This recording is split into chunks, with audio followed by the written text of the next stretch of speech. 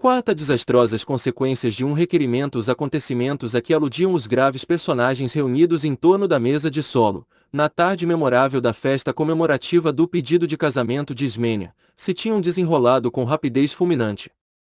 A força de ideias e sentimentos contidos em Quaresma se havia revelado em atos imprevistos com uma sequência brusca e uma velocidade de turbilhão.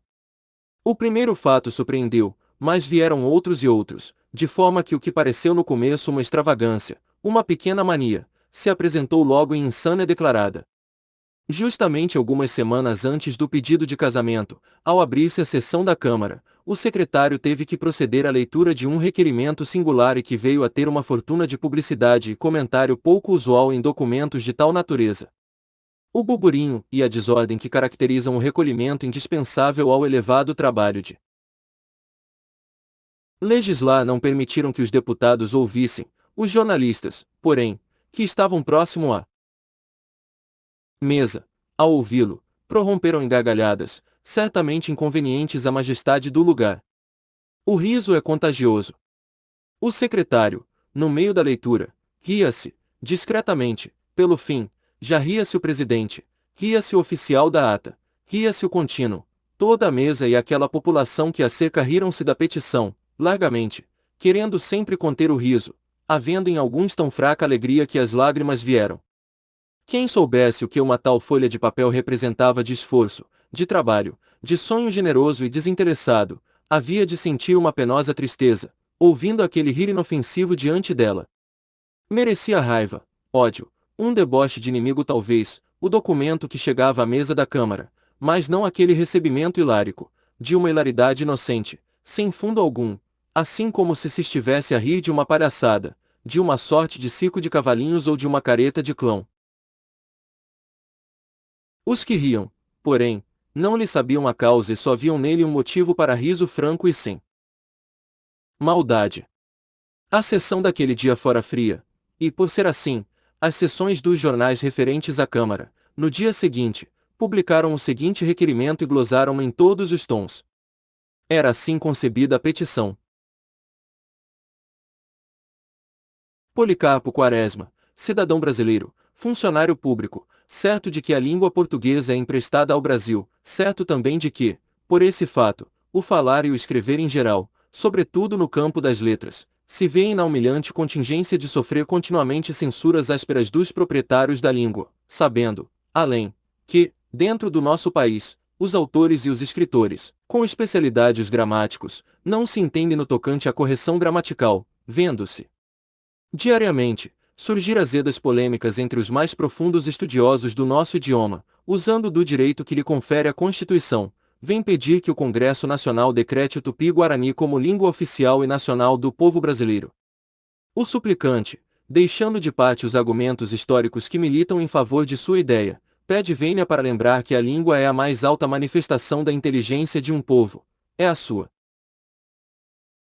criação mais viva e original, e, portanto, a emancipação política do país requer como complemento e consequência a sua emancipação idiomática. Demais, senhores congressistas, o Tupi-Guarani, língua originalíssima, aglutinante, é a única capaz de traduzir as nossas belezas, de pôr-nos em relação com a nossa natureza e adaptar-se perfeitamente aos nossos órgãos vocais e cerebrais, por ser criação de povos que aqui viveram e ainda vivem, portanto possuidores da organização fisiológica e psicológica para que tendemos, evitando-se dessa forma as estéreis controvérsias gramaticais, oriundas de uma difícil adaptação de uma língua de outra região à nossa organização cerebral e ao nosso aparelho vocal, controvérsias que tanto impedem o progresso da nossa cultura científica e filosófica. Seguro de que a sabedoria dos legisladores saberá encontrar meios para realizar semelhante medida e cônscio de que a Câmara e o Senado pesarão o seu alcance e utilidade. 23. PI e deferimento. Assinado e devidamente estampilhado, este requerimento do Major foi durante dias assunto de todas as palestras. Publicado em todos os jornais, com comentários facetos, não havia quem não fizesse uma pilhéria sobre ele, quem não ensaiasse um espírito à custa da lembrança de Quaresma. Não ficaram nisso, a curiosidade malsã quis mais. Indagou-se quem era, de que vivia, se era casado, se era solteiro. Uma ilustração semanal publicou-lhe a caricatura e o major foi apontado na rua. Os pequenos jornais alegres, esses semanários de espírito e troça, então, eram de um encarniçamento atroz com o pobre major. Com uma abundância que marcava a felicidade dos redatores em terem encontrado um assunto fácil, o texto vinha cheio dele. O major Quaresma disse isso, o major Quaresma fez aquilo. Um deles, além de outras referências, ocupou uma página inteira com o assunto da semana. Intitulava-se a ilustração, O Matadouro de Santa Cruz, segundo o major Quaresma, e o desenho representava uma fila de homens e mulheres a marchar para o choupo que se via à esquerda. Um outro referia-se ao caso pintando um açougue. O açougue Quaresma legenda. A cozinheira perguntava ao açougueiro: "O senhor tem língua de vaca?" O açougueiro respondia: "Não, só temos língua de moça, quer?" Com mais ou menos espírito, os comentários não cessavam e a ausência de relações de Quaresma, no meio de que saíam, fazia com que fossem de uma constância pouco habitual. Levaram 2 semanas com o nome do subsecretário. Tudo isso irritava profundamente Quaresma. Vivendo há 30 anos quase só, sem se chocar com o mundo, adquirira uma sensibilidade muito viva e capaz de sofrer profundamente com a menor coisa. Nunca sofrerá críticas, nunca se atirou à publicidade, vivia imerso no seu sonho, incubado e mantido vivo pelo calor dos seus livros. Fora deles, ele não conhecia ninguém, e, com as pessoas com quem falava, trocava pequenas banalidades, ditos de todo o dia, coisas com que a sua alma e o seu coração nada tinham de ver. Nem mesmo o afilhado tirava dessa reserva, embora a estimasse mais que a todos. Esse encerramento em si mesmo deu-lhe não sei que ar de estranho a tudo, as competições, as ambições, pois nada dessas coisas que fazem os ódios e as lutas tinha entrado no seu temperamento. Desinteressado de dinheiro, de glória e posição, vivendo numa reserva de sonho, adquirira candura e a pureza d'alma que vão habitar esses homens de uma ideia fixa, os grandes estudiosos, os sábios, e os inventores, gente que fica mais terna, mais ingênua, mais inocente que as donzelas das poesias de outras épocas. É raro encontrar homens assim, mas os há, e, quando se os encontra, mesmo tocados de um grão de loucura, a gente sente mais simpatia pela nossa espécie, mais orgulho de ser homem e mais esperança na felicidade da raça. A continuidade das troças feitas nos jornais, a maneira com que o olhavam na rua, exasperavam-no e mais forte se enraizava nele a sua ideia. À medida que engolia uma troça, uma pilhéria, vinha-lhe meditar sobre a sua lembrança, pesar-lhe todos os aspectos, examiná-la detidamente, compará-la a coisas semelhantes, recordar os autores e autoridades. À proporção que fazia isso, a sua própria convicção mostrava a inanidade da crítica, a ligeireza da pilhéria, e a ideia o tomava, o avassalava, o absorvia cada vez mais. Se os jornais tinham recebido o requerimento com facécias de fundo inofensivo e sem ódio, a repartição ficou furiosa. Nos meios burocráticos, uma superioridade que nasce fora deles, que é feita e organizada com outros materiais que não os ofícios, a sabença de textos de regulamentos e a boa caligrafia, é recebida com a hostilidade de uma pequena inveja. É como se visse no portador da superioridade um traidor à mediocridade, ao anonimato papeleiro. Não há só uma questão de promoção, de interesse pecuniário, há uma questão de amor. 24. Próprio, de sentimentos feridos, vendo aquele colega, aquele galé como eles, sujeito aos regulamentos, aos caprichos dos chefes, às olhadelas superiores dos ministros, com mais títulos à consideração, com algum direito a infringir as regras e os preceitos. Olha-se para ele com o ódio dissimulado com que o assassino plebeu olha para o assassino marquês que matou a mulher e o amante.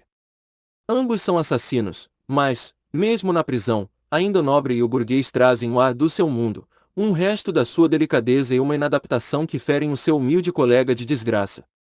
Assim, quando surge numa secretaria alguém cujo nome não lembra sempre o título de sua nomeação, aparecem as pequeninas perfídias, as maledicências ditas ao ouvido, as indiretas, todo o arsenal do ciúme invejoso de uma mulher que se convenceu de que a vizinha se veste melhor do que ela.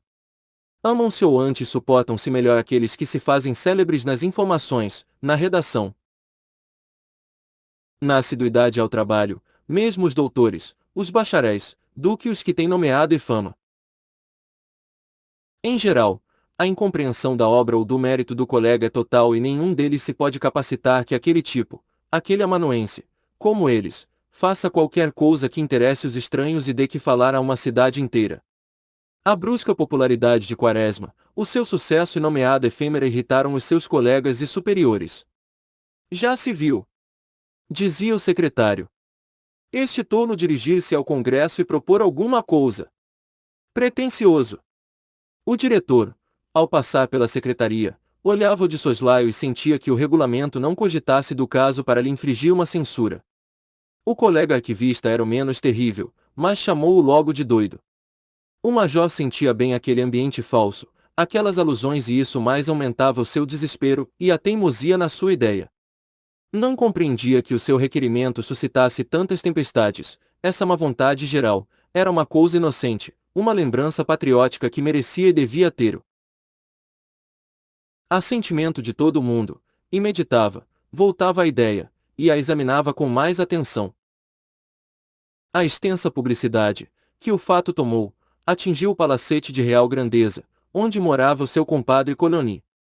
Rico com os lucros das empreitadas de construções de prédios, viúvo, o antigo quitandeiro retirara-se dos negócios e vivia sossegado na ampla casa que ele mesmo edificara e tinha todos os remates arquitetônicos do seu gosto predileto, com poteiras na cimalha, um imenso monograma sobre a porta da entrada, 2 cães de louça, nos pilares do portão da entrada e outros detalhes equivalentes.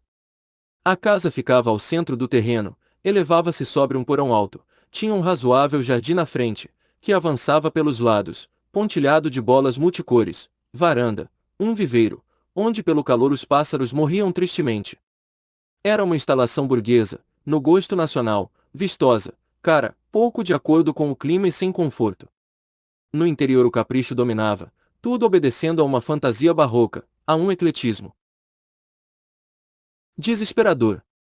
Os móveis se amontoavam, os tapetes, as sanefas, os bibelotes e a fantasia da filha. Irregular e indisciplinada, ainda trazia mais desordem aquela coleção de coisas caras. Viúvo, havia já alguns anos, era uma velha cunhada quem dirigia a casa e a filha, quem o encaminhava nas distrações e nas festas. Coligny aceitava de bom coração esta doce tirania. Queria casar a filha, bem e ao gosto dela, não punha, portanto, nenhum obstáculo ao programa de Olga. Em começo, pensou em dá-la a seu ajudante ou contramestre, uma espécie de arquiteto que não desenhava, mas projetava casas e grandes edifícios. Primeiro sondou a filha. Não encontrou resistência, mas não encontrou também assentimento. Convenceu-se de que aquela vaporosidade da menina, aquele seu ar distante de heroína, a sua inteligência, o seu fantástico não se dariam bem com as rudezas e a simplicidade camponias de seu auxiliar. Ela quer um doutor, pensava ele, que arranje.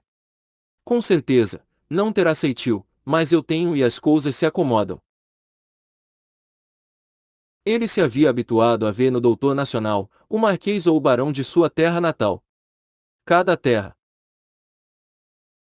tem a sua nobreza, lá, é visconde, aqui, é doutor, bacharel ou dentista, e julgou muito aceitável comprar a satisfação de enobrecer a filha com umas meias dúzias de contos de réis. 25. Havia momentos que se aborreciam tanto com os propósitos da menina.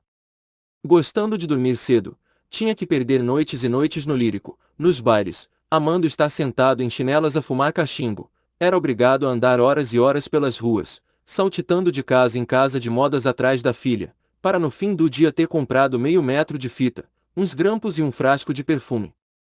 Era engraçado vê-lo nas lojas de fazendas cheio de complacência de pai que quer enobrecer o filho, a dar opinião sobre o tecido, achar este mais bonito, comparar um com outro, com uma falta de sentimento daquelas coisas que se adivinhava até no pagá-las. Mas ele ia, demorava-se e esforçava-se por entrar no segredo, no mistério, cheio de tenacidade e candura perfeitamente paternais. Até aí ele ia bem e calcava a contrariedade. Só o contrariavam bastante as visitas, as colegas da filha, suas irmãs, com seus modos de falsa nobreza, os seus desdéns dissimulados, deixando perceber ao velho empreiteiro o quanto estava ele distante da sociedade das amigas e das colegas de Olga.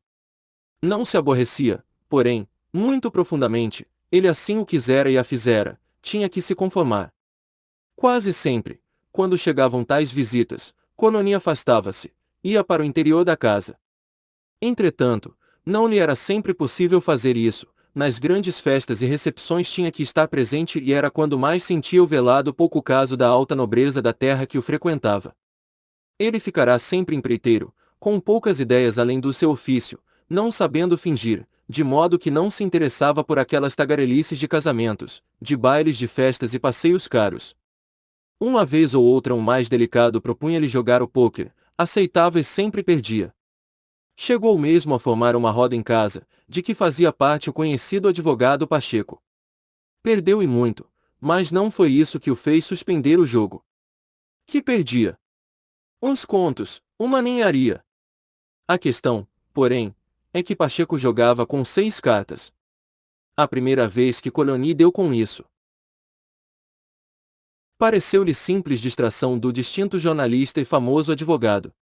Um homem honesto não ia fazer aquilo. E na segunda, seria também. E na terceira. Não era possível tanta distração. Adquiriu a certeza da trampolinagem, calou-se, conteve-se com uma dignidade não esperada em um antigo quitandeiro, e esperou. Quando vieram a jogar outra vez e o passe foi posto em prática, Vicente acendeu o charuto e observou com a maior naturalidade deste mundo: os senhores sabem que há agora, na Europa, um novo sistema de jogar o pôquer. Qual é? Perguntou alguém. A diferença é pequena, joga-se com 6 cartas, isto é, um dos parceiros, somente. Pacheco deu-se por desentendido, continuou a jogar, e a ganhar, despediu-se à meia-noite cheio de delicadeza, fez alguns comentários sobre a partida e não voltou mais. Conforme o seu velho hábito, Coligny lia de manhã os jornais, com o vagar e a lentidão de homem pouco habituado à leitura, quando se lhe deparou o requerimento do seu compadre do Arsenal. Ele não compreendeu bem o requerimento, mas os jornais faziam tanta troça, caíam tão a fundo sobre a coisa, que imaginou o seu antigo benfeitor enleado numa meada criminosa, tendo praticado, por inadvertência, alguma falta grave. Sempre o tivera na conta do homem mais honesto deste mundo e ainda tinha, mas daí quem sabe. Na última vez que o visitou ele não veio com aqueles modos estranhos. Podia ser uma pilhéria. Apesar de ter enriquecido, Coligny tinha em grande conta o seu obscuro compadre. Havia nele não só a gratidão de camponês que recebeu um grande benefício, como um duplo respeito pelo major, oriundo da sua qualidade de funcionário e de sábio. Europeu, de origem humilde e aldeã, guardava no fundo de si aquele sagrado respeito dos camponeses pelos homens que recebem a investidura do Estado. E, como, apesar dos vastos anos de Brasil, ainda não sabia juntar o saber aos títulos, tinha em grande consideração a erudição do compadre. 26. Não é, pois, de estranhar que ele visse com mágoa o nome de Quaresma envolvido em fatos que os jornais reprovavam. Leu de novo o requerimento, mas não entendeu o que ele queria dizer. Chamou a filha. Olga. Ele pronunciava o nome da filha quase sem sotaque, mas, quando falava português, punha nas palavras uma rouquidão singular, e salpicava as frases de exclamações e pequenas expressões italianas. Olga. Que quer dizer isto? Não capisco. A moça sentou-se a uma cadeira próxima e leu no jornal o requerimento e os comentários. Tchê. Então. O padrinho quer substituir o português pela língua tupi, entende o senhor? Como? Hoje, nós não falamos português. Pois bem, ele quer que daqui em diante falemos tupi. Tuti. Todos os brasileiros, todos. Mate é coisa. Não é possível. Pode ser. Os tchecos têm uma língua própria, e foram obrigados a falar alemão, depois de conquistados pelos austríacos, os lorenos, franceses. Pela Madonna! Alemão é língua, agora esse acugelê, étnico. Acugelê é da África, papai, tupi é daqui. Perbático. É o mesmo. Está doido. Mas não há loucura alguma, papai. Como? Então é coisa de um homem bene. De juízo, talvez não seja, mas de doido, também não. Não capisco. É uma ideia, meu pai, é um plano, talvez à primeira vista absurdo, fora dos moldes, mas não de todo doido. É ousado, talvez, mas, por mais que quisesse, ela não podia julgar o ato do padrinho sob o critério de seu pai. Neste falava o bom senso e nela o amor às grandes coisas, aos arrojos e cometidos ousados. Lembrou-se de que Quaresma lhe falará em emancipação, e se houve no fundo de si um sentimento que não fosse de admiração pelo atrevimento do major, não foi decerto de reprovação ou lástima, foi de piedade simpática por ver mal compreendido o ato daquele homem que ela conhecia há tantos anos, seguindo o seu sonho, isolado, obscuro e tenaz. Isto vai causar-lhe transtorno, observou Cononi. E ele tinha razão. A sentença do arquivista foi vencedora nas discussões dos corredores e a suspeita de que Quaresma estivesse doido foi tomando foros de certeza. Em princípio, o subsecretário suportou bem a tempestade, mas tendo adivinhado que o supunham insciente no tupi, irritou-se, encheu-se de uma raiva surda, que se continha dificilmente. Como eram cegos! Ele que há 30 anos estudava o Brasil minuciosamente, ele que, em virtude desses estudos, fora obrigado a aprender o rebarbativo alemão, não saber tupi, a língua brasileira, a única que o era, que suspeita miserável. Que o julgassem doido, vá. Mas que desconfiassem da sinceridade de suas afirmações, não. E ele pensava, procurava meios de se reabilitar, caía em distrações, mesmo escrevendo e fazendo a tarefa cotidiana. Vivia dividido em dois, uma parte nas obrigações de todo o dia, e a outra, na preocupação de provar que sabia o tupi. O secretário veio a faltar um dia e o major lhe ficou fazendo às vezes. O expediente fora grande. Ele mesmo redigira e copiara uma parte. Tinha começado a passar a limpo um ofício sobre coisas de Mato Grosso, onde se falava em Aquidauana e Ponta Porã, quando o Carmo disse lá do fundo da sala, com acento escarninho: Homero, isto de saber é uma coisa, dizer é outra. 27. Quaresma nem levantou os olhos do papel, fosse pelas palavras em tupi que se encontravam na minuta, fosse pela alusão do funcionário Carmo. O certo é que ele insensivelmente foi traduzindo a peça oficial para o idioma indígena. Ao acabar, deu com a distração, mas logo vieram outros empregados com o trabalho que fizeram, para que ele examinasse. Novas preocupações afastaram a primeira, esqueceu-se o ofício em tupi e seguiu com os companheiros. O diretor não reparou, assinou e o Tupinambá foi dar ao ministério. Não se imagina o rebuliço que tal coisa foi causar lá. Que língua era? Consultou-se o doutor Rocha, o homem mais hábil da secretaria, a respeito do assunto. O funcionário limpou o pince-nez, agarrou o papel, voltou-o de trás para diante, pô-lo de pernas para o ar e concluiu que era grego, por causa do YY. O doutor Rocha tinha na secretaria a fama de sábio, porque era bacharel em direito e não dizia coisa alguma.